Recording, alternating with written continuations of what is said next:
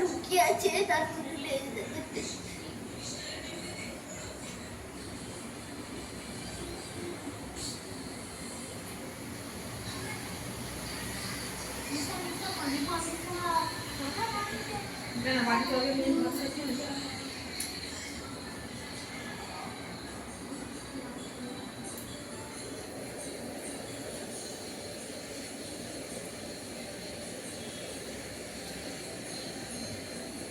হাতে যত সাবান দিয়ে খাবি তাহলে পেটে কিডনি দিয়ে হবে না। হাতে না সাবান দিয়ে খেলেই পেটে কিডনি হয়ে যাবে, কারণ হাতের মধ্যে কত জীবাণু থাকে।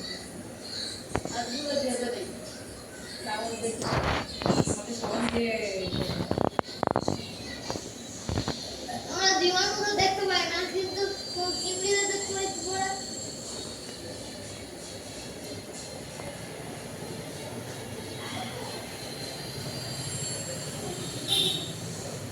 কিডনি রান্না কে দিয়েছে?